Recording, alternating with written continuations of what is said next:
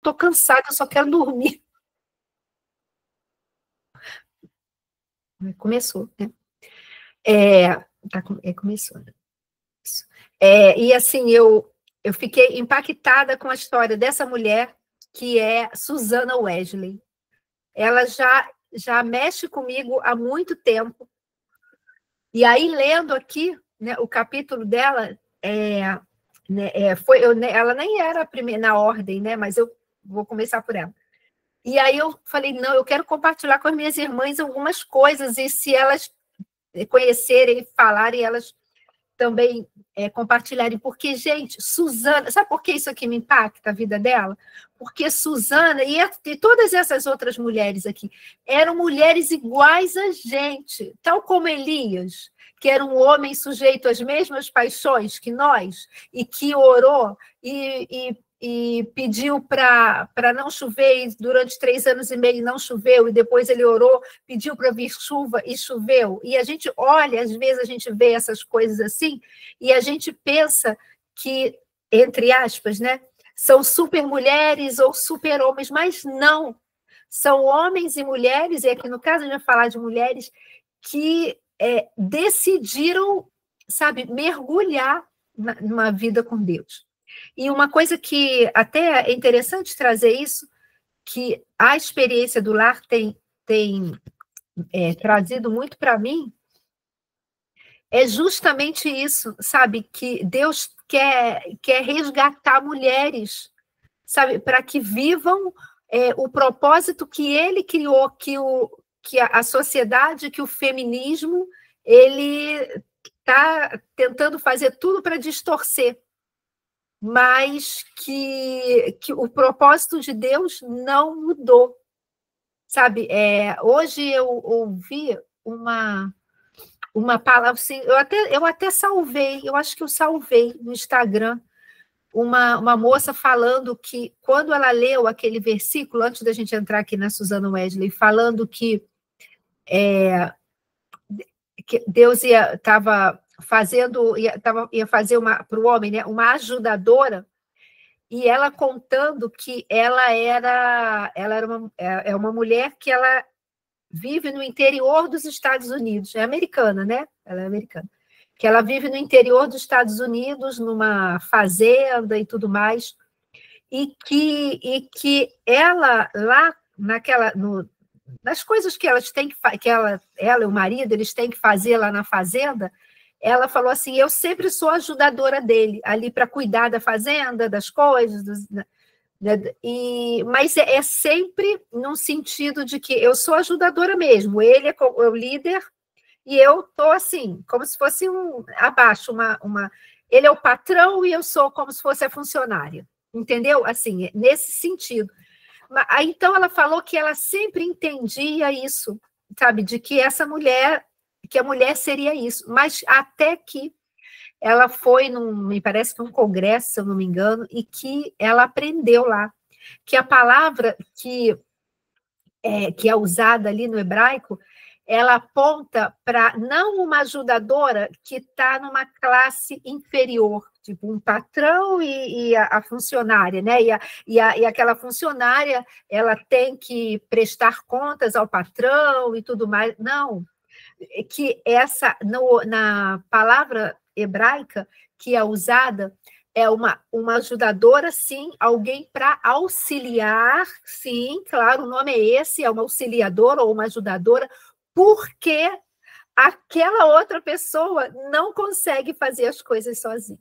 Então, ele precisa de alguém que esteja ajudando, auxiliando, que esteja ali se doando, né, em favor dele. E aí, né, ela falou assim, gente, então, a gente não está abaixo, olha o valor que Deus deu para a mulher. Né? É assim, é porque o homem, e também não está desmerecendo o homem, não é isso. É que as coisas ele não conseguiria fazer sozinho, então Deus colocou alguém para poder estar ali junto com ele. E, gente, faz todo sentido, porque a mulher que edifica a casa, O homem é o cabeça da mulher, não é o cabeça do lar. A gente vai estudar isso. Agora que a gente vai começar a estudar isso. Ele é o cabeça da mulher, mas isso não é que ele seja maior e melhor, porque Cristo é o quê? O cabeça da igreja. Né? E ele, como que ele amou a igreja? Se entregando por ela. Então, na verdade, o papel do homem como cabeça da mulher é aquele que ama incondicionalmente, ama se entregando, se doando, ama amparando, sustentando. Então, ele tem esse papel, mas a mulher que o Senhor falou que edifica a casa. Então, olha só como é uma parceria.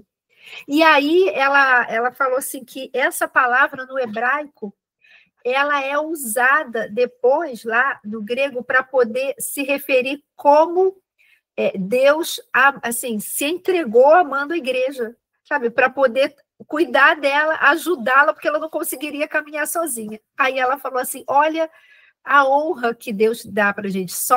Só que a gente pega hoje os valores do mundo, feminismo e não sei o quê, e distorce isso, né? Para dizer, tá vendo? É para mostrar, olha o que Deus coloca, que você é inferior, que não sei o quê. E muitas mulheres, até dentro da igreja, têm caído nessa mentira de Satanás. Então, eu creio que Deus está resgatando, sabe, esse entendimento para que a gente se posicione, porque Deus, ele não tem, agora já começando a entrar no que eu queria falar, ele não tem super mulheres, sabe, são mulheres comuns, mas que querem fazer diferença nesse mundo, e Susana Wesley era uma, em que eu vou estar lendo toda hora o livro aqui, porque eu marquei, tá, gente, algumas coisas para ir trazendo e a gente batendo papo. Olha só o que fala assim, Susana Wesley, para quem não sabe, Susana Wesley, ela foi a mãe de John Wesley, o fundador do metodismo, e não só John Wesley, ela teve vários filhos, né? Ela teve, acho que 19 filhos, 9 morreram, acho que e foi isso, e alguns outros também, o filho mais velho era Samuel Wesley, ele se tornou também um pastor, um pregador. Um outro filho dela, Charles Wesley, ele foi autor de mais de 6.000 hinos, muitos deles que tem no hinário evangélico, na harpa cristã. Sabe aquele Quem é do meu tempo? Ou mais ou menos, aquele hino Castelo Forte. Castelo Forte é o nosso Deus. Esse é do Charles Wesley, irmão do John Wesley, filho de Susana Wesley. Então, assim, vários hinos ali, né, ele compôs. E olha só o que ela era. Aí eu marquei aqui, Susana Wesley foi uma grande pregadora, mas ela não foi, gente, uma pregadora com um microfone na mão. Naquela época nem tinha, né? Mas se fosse hoje, ela não foi uma pregadora de um microfone na mão, né? Não há como estimar o alcance da sua pregação, mas é possível, através da influência, é impossível, né, a gente identificar isso através da influência que ela exerceu sobre os seus filhos, né? E a partir disso, nações inteiras foram salvas, porque foi a influência dela. Só assim, já dando um spoiler, eu já falei isso até numa pregação que eu tenho, que é aquela Que Herança Você Vai Deixar, John Wesley, na biografia dele, ele fala, e a gente vai ver aqui, que ele foi profundamente impactado pela vida da mãe, porque ela ensinava, a gente vai conversar isso aqui, mas ela tinha um momento que ela ficava a sós com Deus, a gente também vai conversar isso. E ele falou que o que mais impactou o ministério dele não foi assim, algum seminário que ele tenha feito, foi ele olhar escondido a mãe dele naquele tempo com Deus. Então, olha a influência que a gente... Lília, mas meus filhos já cresceram, ou eu não tenho filhos. Não interessa, gente. Deus nos chama para nós sermos influências, e o exemplo dela, ela agiu com filhos, mas ela não agiu só com filhos, não. A gente vai ver. Deus pode pegar a gente e usar onde Ele quiser, como Ele quiser. E aí fala assim, não há... Olha que frase legal, e essa frase é para você. Não há como medir a extensão do poder influenciador de uma mulher de Deus. Sabe? Não há, gente. Não há como, e eu estou falando, e a gente vai entrar, por isso que eu não tenho problema, nessa questão da experiência do lar. A autora de todo esse movimento, né, que era a Dev Tyros, ela já morreu. Ela morreu tem uns 2 anos. Né? E ela viajou em vários locais do mundo pregando aquilo que Deus tinha dado para ela. Ela morreu e a filha dela está dando continuidade. Mas, independente da filha que está dando continuidade, o legado que ela deixou tem se espalhado em mulheres que mentoreiam aí outras que mentoreiam, e se espalha por várias partes do mundo. Sabe? Então, e ela não tinha superpoderes. Ela era uma mulher que decidiu falar assim, eu quero fazer diferença. Eu não quero estar aqui a passeio. Porque, gente, nós fomos criados, né? O ser humano ele foi criado com 2 razões. Na escola, na Avança, a gente fala isso. Uma, para ter comunhão com Deus. E a outra, para sermos representantes dele aqui na Terra. Então, como hoje nós vamos ser representantes? E tem um detalhe, que o dia que eu li isso, que eu li, não ouvi numa pregação, aquilo ali mexeu tanto comigo que eu nunca mais esqueci. Eu ouvi numa pregação do pastor Hernandes Dias Lopes, em que ele falou o seguinte, nós só temos essa geração para influenciar. Porque a geração passada, a geração antiga, a gente não estava aqui, não tinha nascido. Lá, gerações futuras, a gente também não vai estar aqui. O que a gente tem é essa geração agora para influenciar, que é enquanto a gente está vivo. Né? E Susana não desperdiçou. Né? Deixa eu só contar a história dela. Ela tinha esses filhos todos, ela ensinava os filhos em casa, ela dizia que aos 5 anos de idade ela começava a ensinar essas crianças a ler e a escrever, usando não só livros, né, comuns, mas também usando a palavra de Deus. E ela ensinou os filhos, a todos eles, até os 20 anos de idade. Ela que deu aula. E todos foram extremamente bem formados, sabe assim, completamente cultos. E interessante como ela desafiou a época dela, porque na época dela era pregado, né? Era pregado, que eu digo, não a nível teológico, era o que acontecia? Que as mulheres não precisavam estudar. As mulheres simplesmente deveriam aprender a fazer as coisas domésticas, né? Coisas de casa, para poder aprender a arrumar a casa, lavar louça, cozinhar, costurar. E ela falou que não, que as filhas dela aprenderiam, e ela ensinou igualmente, tanto os meninos como as meninas. Ensinou a escrever, e as meninas, assim, ela ensinava a escrever, a ler e escrever, assim que elas iam aprendendo, aí ela ensinava a costurar também. Mas ela tomou essa decisão. E ela, fora isso, ela tinha todos, uma vez por semana, ela tirava 1 hora, uma vez por semana, com cada filho, individualmente, né? Claro, cada filho individualmente, mas uma vez por semana, para poder conversar com eles sobre a palavra de Deus. Mas ela tinha cultos domésticos com todos eles, mas todo dia, né? Que era uma vez por semana com cada uma montoeira de filho, né? Então, às vezes, eu imagino até que mais de uma vez por dia, né? Até ela conseguir completar tudo. Mas ela pegava individualmente e sentava e conversava sobre a palavra de Deus com eles. Outra coisa que ela fazia, mas no meio ela tinha uma pessoa que ajudava ela, né, a cuidar da casa, né, uma ajudante. Mas ainda assim, a escola que ela ensinava eram 6 horas de estudo. E ela ensinava, ensinava de novo até que eles aprendessem mesmo. Ela tinha paciência, que aí conta aqui no livro que uma vez o marido dela falou assim, você não está cansada, não? Para de ensinar essa criança medíocre. essa criança da média, né? Medíocre da média. Essa criança não vai, ela falou assim, você já está falando 19 vezes a mesma coisa, ele não aprendeu. Ela falou assim, se eu me contentar com as 19 vezes e deixar para lá, eu não fiz um bom trabalho. Eu vou tentar a 20ª, até que ele aprenda. E ela não desistia.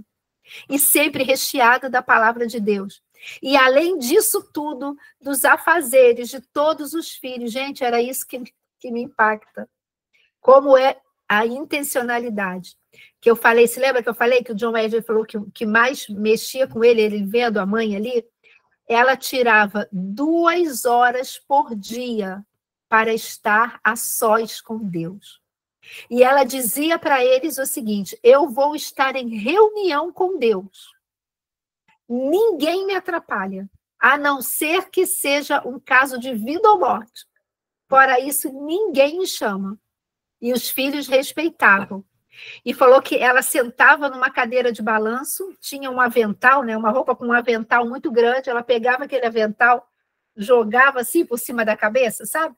Igual que tivesse numa cabana, e ficava ali 2 horas em reunião com Deus, como ela chamava. E era essas reuniões com Deus que John Wesley ficava do alto da escada olhando e vendo. E foi isso que ele falou, que mais impactou a vida dele. E agora, vocês estão achando que é só isso? Não, ela tinha um convívio, um PG, uma célula na casa dela, que ela dirigia todo domingo à tarde. E que essa célula pequenininha chegou a 200 pessoas. E aí não deu mais para ficar lá. Eles tiveram que ir para um outro local. Porque falou que no início era só, ela começou só na cozinha dela, que era grande, mas depois não foi mais, aí foi se espalhando pela sala, pelos outros cômodos, foi para o quintal, era gente para tudo quanto era lado. Mas ela estava ali, pregando a palavra. E uma coisa que me chamou a atenção, que aí eu marquei aqui no livro também, é que o lema principal de John Wesley, né, que foi herdado pela sua mãe, era a santidade. O que ela pregava era a santidade. E o conceito de santidade, que passado por Susana Wesley, estava profundamente relacionado à sua vida diária. Sabe? Nas pequenas coisas, eu creio que naquele versículo que eu sempre falo de 1 Coríntios 10, 31, seja comer, seja beber ou qualquer outra coisa, tudo seja feito, qualquer outra coisa fazer, tudo seja feito para a glória de Deus. E aí ele fala que o texto bíblico que o John Wesley se baseava, que tocou profundamente no coração dele por conta do que a mãe falava, era Hebreus 12, 14, em que fala assim, esforcem-se para viver em paz com todos e para serem santos, porque sem santidade ninguém verá o Senhor. E se lembra que eu falei dos 20 anos, ela ensinava eles até os 20 anos de idade? É que ela tinha um lema de empreender cerca de 20 anos da vida dela, né, ali nos filhos, com a esperança de salvar a alma dos seus filhos. E aí a autora aqui do livro fala, isso é uma tarefa de poucos, nem todo mundo está disposto a isso. Né? Uma outra coisa que impactou a vida de John Wesley, ele afirmou que seus princípios morais e espirituais foram ensinados por sua mãe. E ele seguiu por muitos anos os métodos aprendidos em casa por toda a vida e ministério, porque ela praticava o que ela pregava. Gente, olha o poder da nossa vida, sabe? Muito além das nossas palavras. É tão interessante que o pai de John Wesley, ele era pastor, mas ele não teve esse impacto, muito pelo contrário. em outras biografias, falam que ele às vezes era muito duro, ele às vezes se metia em confusões, mas assim, e você vê o poder de uma mulher que edifica a sua casa. Aí, em nenhum momento na biografia de John Wesley ele vai citando, vai falando, eu não posso falar em nenhum momento, mas praticamente não vai falando do pai. O meu pai era o pastor, a influência, mas não, a minha mãe que foi a influência, a minha mãe que impactou. Olha aí o poder de uma mulher que edifica a sua casa. E isso, gente, não tem nada a ver, não tem, ela influenciou a vida dos filhos, mas com certeza ela influenciou demais aquelas pessoas que iam para aquele culto semanal na casa dela, porque senão não ia chegar a 200 pessoas numa casa e que não daria para continuar ali, ia ter que ir para outro lugar, é porque ela estava sendo influência, então isso tem que falar com a gente, né? Aqui, ele falando, né? Não houve sequer um dia, né, qualquer, na qual ela não tivesse colocado uma paixão pelo aprendizado e pela retidão, pela vida com Deus mesmo. Olha só, olha a intencionalidade. Susana estipulava um horário detalhado que incluía devoções pela manhã e à noite, e um tempo de dedicação e autoexame regulares diante de Deus. Né? Era a reunião dela com Deus. Ela mantinha um diário espiritual e observava estritamente o dia do Senhor. Ela era muito, muito fiel. E assim, o filho dela mais velho, que eu te falei, que também se tornou um pastor, né? Ele tem uma frase em que ele diz o seguinte: considere bem que separação do mundo, pureza, devoção e virtude exemplar são requeridas daqueles que devem guiar outros para a glória. Olha aí a santidade, né? Olha aí a vida com Deus.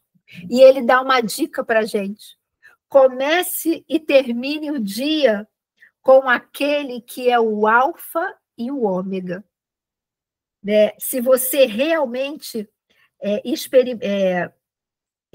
se você realmente experimentar o que é amar a Deus, você remirá todo o tempo que puder para o serviço dele, o mais rapidamente possível.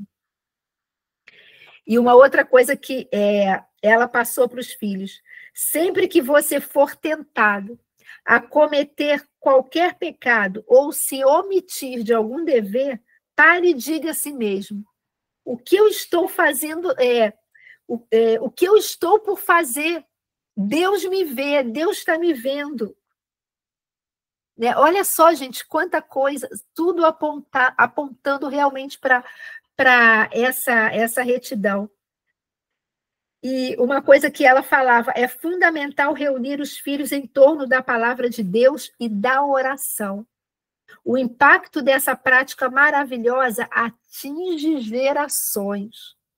O lar centrado na palavra é o útero de nações prósperas e abençoadas.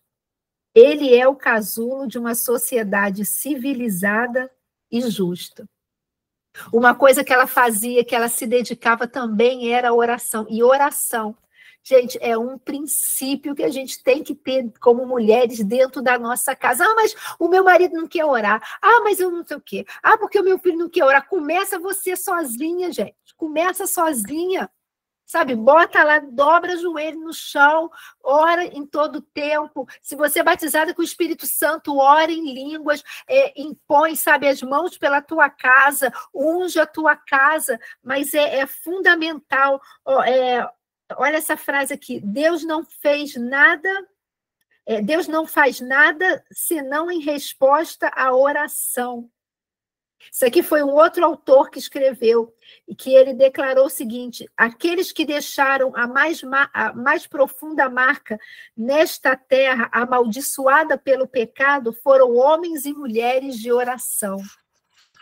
Sabe, porque aí a gente vai deixando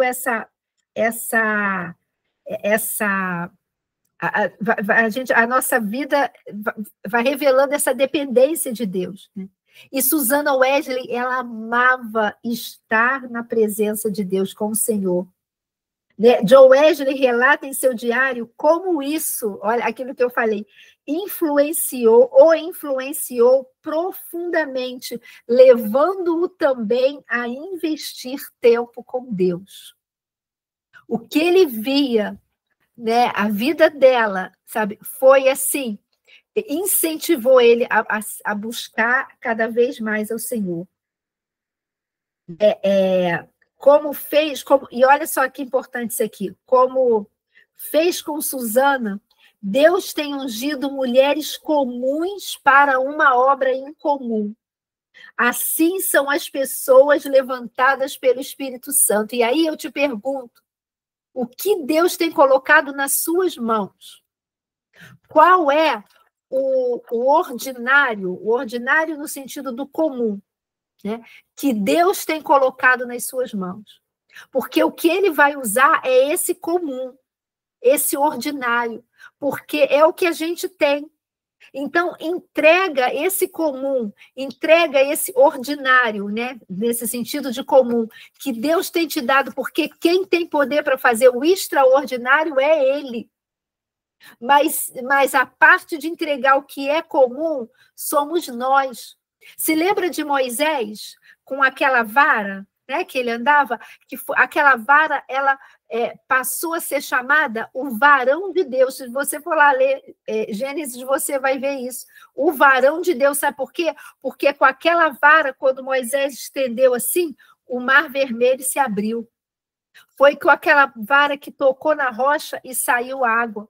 Foi com aquela vara que o poder de Deus também se revelou naquela batalha contra os amalequitas, né? Que estava com os braços estendidos, Israel estava vencendo, abaixava, com um comum, era um pedaço de madeira, gente. Era um ordinário, era o comum, mas que nas mãos de Deus fez o extraordinário. Sabe? E é isso que a gente tem que aprender. Às vezes a gente fica querendo esperar, eu vou esperar o extraordinário para eu poder começar a fazer alguma coisa. Não!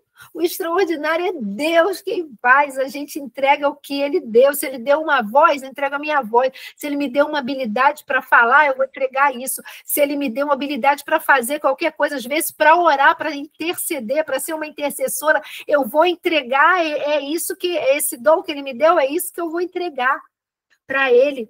Olha só que interessante isso aqui, ó. Isso aqui eu nem tinha marcado, mas eu vou ler aqui. Olha só. Nas mãos de Deus, uma mulher amargurada pode ser mãe de um grande profeta, como foi o caso de Ana. Uma mulher destinada à morte pode salvar um povo, como ocorreu com Esther. Uma mulher excluída da sociedade pode entrar para a linhagem real do Messias, como aconteceu com Raabe. Uma mulher desacreditada de ser mãe pode gerar uma nação, como se deu com Sara. Olha só. Né? Então, assim, qual é o nosso desafio? Qual é o nosso impossível? Qual é o nosso comum? Sabe, porque através da capacitação de Deus, olha isso aqui também, isso aqui está no livro, eu vou ler. Através da capacitação divina, agricultores são transformados em engenheiros navais, como ocorreu com Noé. Presos em chefe de Estado, como aconteceu com José. Fugitivos em libertadores, como foi com Moisés. Anônimos em heróis, como se deu com Gideão. Imigrantes em herdeiros da linhagem real, como foi com Ruth. Pastores em reis, como ocorreu com Davi. Garçons em governadores, como se deu em Neemias. Escravas em rainhas, como se fez com Esther. Boiadeiros em profetas, como aconteceu com Amós. Pescadores em grandes líderes, como aconteceu com os apóstolos. Pela capacitação divina, discípulos tornam-se mestres, réus em juízes, né? Discípulos se tornam mestres. Aí ele botou aqui, Pedro, réus em juízes, como Moisés, ovelhas em pastores, como foi Timóteo, assassinos em apóstolos, como foi Paulo, e mulheres comuns, como eu e você, em grandes pregadores. Mesmo que eu comece dentro da minha casa, sabe? A gente não precisa esperar um púlpito, uma praça, ou seja lá o que for. Começa com o que você tem. Começa com o que Deus está colocando nas tuas mãos. O que Deus está colocando nas tuas mãos? Você só tem essa geração. Não jogue fora, não desperdice o que Deus tem colocado nas tuas mãos, achando que é pouco, achando que não vai fazer diferença, achando, não, Senhor, isso aqui não vai impactar quase ninguém, isso aqui não vai atingir quase ninguém. Em nome de Jesus, joga esse pensamento fora e começa a fazer a obra do Senhor com aquilo que Ele já tem colocado nas tuas mãos, em nome de Jesus. Sabe por quê? Porque a história conta que o rapaz que evangelizou, meu Deus, sempre esqueço o nome dele, Billy Graham, que evangelizou Billy Graham, ele vivia frustrado, porque ele pregava, e ninguém aceitava Jesus, só uma pessoa na vida inteira dele aceitou Jesus, que ele soube, né? Que foi Billy Graham. E Billy Graham foi o maior evangelista de todos os tempos, não houve ninguém como ele. Então, aquilo que aquela pessoa achava que estava sendo um fracasso, na verdade, era uma semente que explodiu, e eu creio que esse rapaz vai ter um galardão enorme no céu. Esse homem, né? Um galardão enorme, porque a palavra de Deus diz que até um copo de água gelada que for servido no nome dele terá galardão. Então, não se ache incapaz, não se ache inferior, sabe? É o Senhor quem nos capacita. Quer ver outra coisa aqui? Deixa eu ver aqui. O John Wesley escreveu, ainda quando ele era estudante, eu cultivava o hábito de ler as Escrituras e fazia as minhas orações de manhã e de noite. Eu mantive a prática de ler a Bíblia, ir à igreja e fazer as minhas orações. Este estilo de vida foi herdado de Susana. Ela o ensinou a valorizar o tempo como matéria-prima para uma vida que glorifica a Deus. O púlpito é sustentado pelo tempo investido em oração secreta e no exame das Escrituras a sós com o Espírito Santo. Guarda uma coisa. Direções de Deus começam no secreto. Revelações começam no secreto. Ministérios começam no secreto. Só você e Deus, só eu e Deus.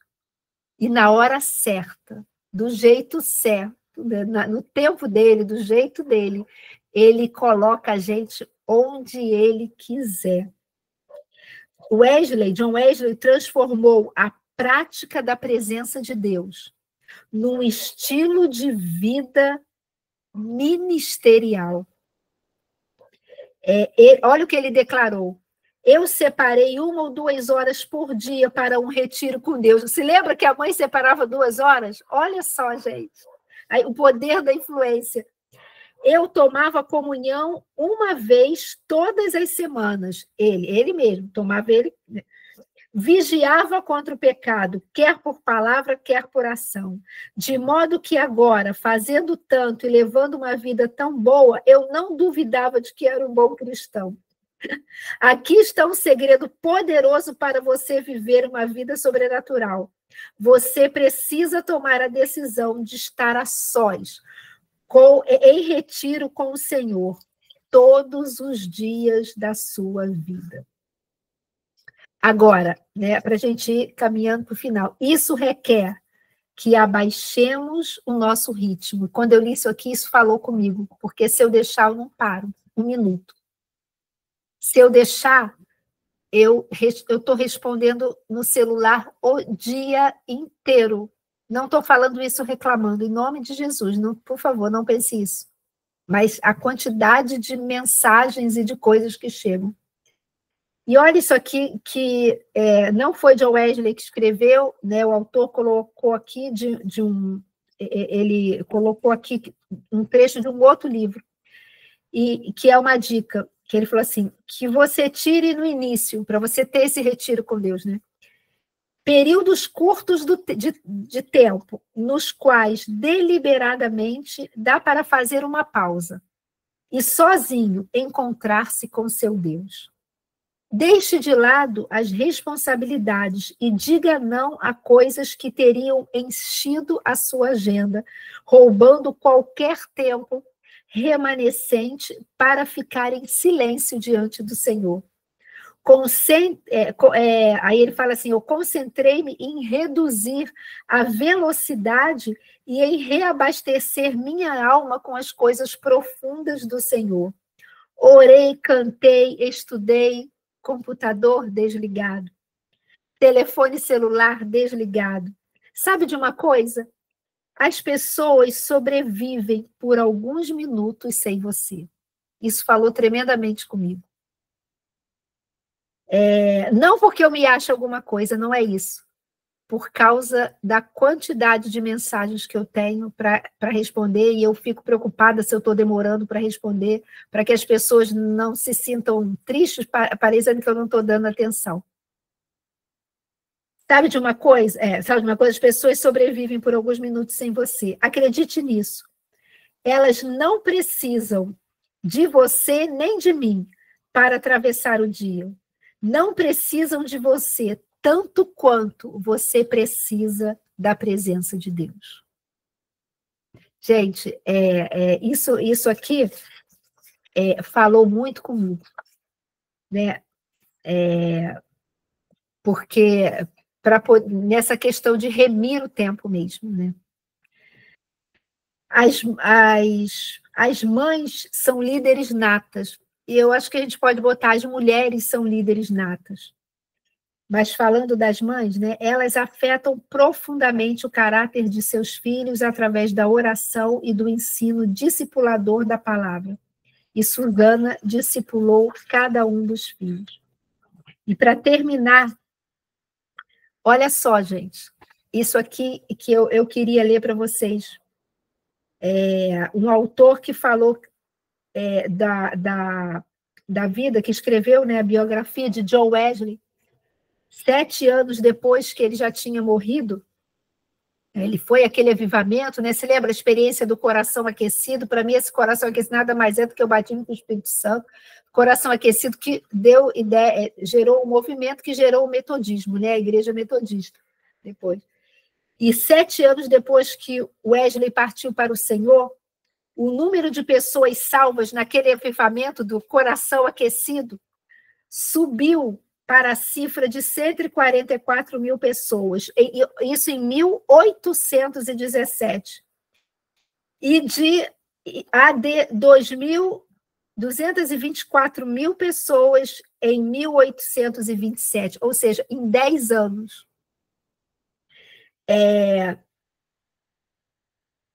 Em 2.224. E depois chegou a 381 mil. Esse número depois subiu para 658 mil. Nos 10 anos que se seguiram, dada a separação, parará, o número reduziu um pouco, mas depois voltou a subir, e a igreja, até que alcançou mais de 1 milhão de membros, e a Igreja Metodista Episcopal do Sul também foi gerada através disso, crescendo mais de 1 milhão de membros, e aí foi falando que não é exagero afirmar que mais de 25 milhões dos habitantes do globo terrestre achavam-se em 1898 milhões? Não, 25 mil. Desculpa, mais de 25 mil habitantes, em 1898, debaixo da influência religiosa dos discípulos de Wesley. Por que eu falei isso? Olha quantas 1.000 pessoas foram afetadas, foram influenciadas, porque um dia uma mulher decidiu decidiu se posicionar, né, dentro de casa e revelar para sua família quem era o Senhor, não só pregando em palavras, mas vivendo aquilo que pregava, de forma que influenciou de tal forma, né, muitas pessoas, os seus filhos, e principalmente de todos eles, o Wesley, ele foi o que teve a maior proeminência, né? Eu tenho uma biografia dela que fala que ela morreu aos 73 anos, e que nessa idade foi suficiente para ela ver que ele já estava alcançando, sabe, nações e nações, com aquilo que começou em casa. Desde criança, pagando o preço, decidindo, sendo intencional.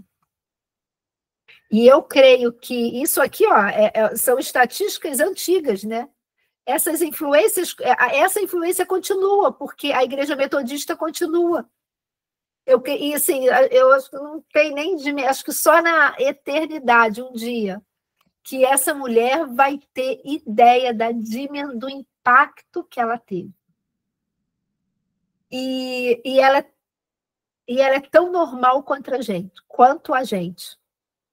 Com as mesmas necessidades físicas, com os mesmos desejos, com as mesmas coisas. Épocas diferentes, tecnologias diferentes, né? Ela nem tinha isso em tecnologia, né? Mas né, oportunidades diferentes, mas a unção é a mesma, porque vem do Espírito Santo. Então, assim, eu termino aqui, a gente vai até orar. Eu queria abrir, se vocês quiserem falar alguma coisa, né, ou contar alguma experiência, ou falar alguma coisa, se já leram alguma coisa dela, ou do John Wesley. Mas falando para vocês, gente, sabe, vamos ser mulheres intencionais, sabe? Vamos aproveitar essa geração, sabe, que a gente tem, e deixar a maior influência que a gente puder, sabe? Deixar um legado, sabe? Que a palavra de Deus diz que o justo, mesmo após a sua morte, ele continua sendo reconhecido por causa desse legado que ele deixou. Não é para assim, daqui, morreu lá, e a pastora Lília, ela. Não é a questão do nome, é a questão do legado mesmo, do impacto.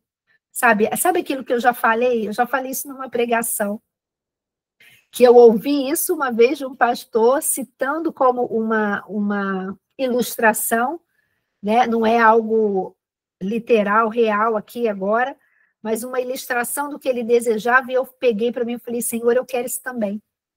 Em que ele citou, e eu já citei, que eu quero isso para mim.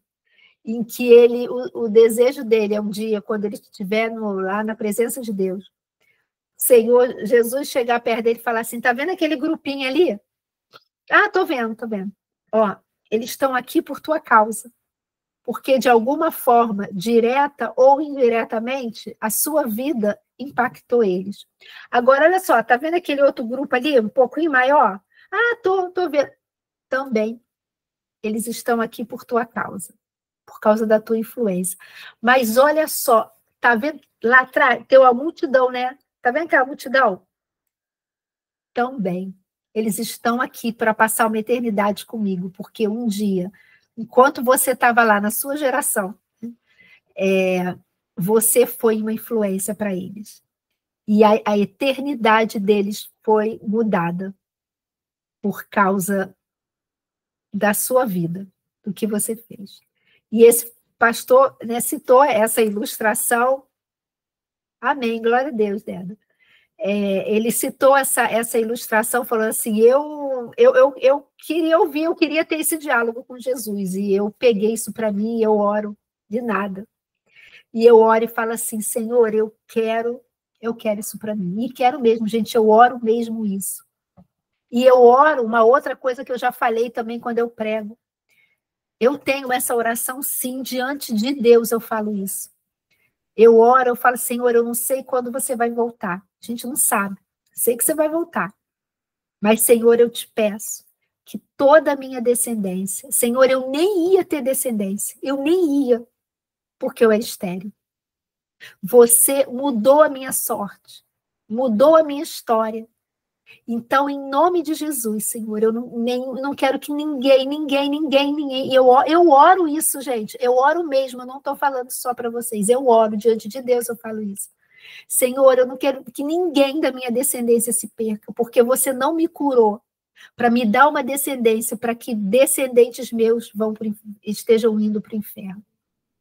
E eu oro, Senhor, eu não sei quantas gerações virão, né?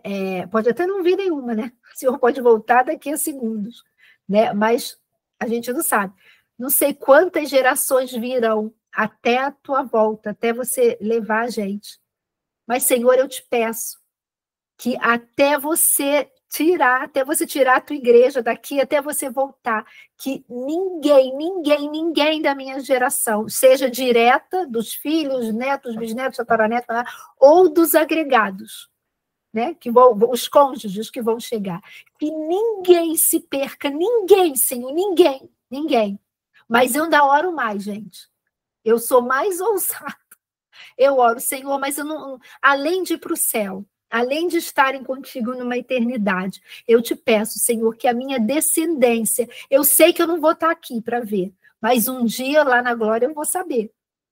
Sabe, que todos tenham relevância, tenham uma influência para impactar outras vidas, tanto a descendência direta como os cônjuges, sabe, tenham uma relevância de uma influência para levar outras pessoas para a eternidade. Ainda tem outra coisa que eu peço. Por isso que minha mãe falava que eu dava câncer em Deus. Que eu falo assim, Senhor, não permita que a minha descendência, ninguém, sabe, que eles se afastem da tua presença nem por um tempo, mas que eles sejam pessoas, vão nascendo sabe, e vão crescendo ali, sabe, que sejam pessoas firmes na tua presença. Porque, gente, o diabo não está brincando. Ele não está brincando de pegar pessoas enganando para ir para o inferno. Só que eu quero ser, o que depender de mim, né?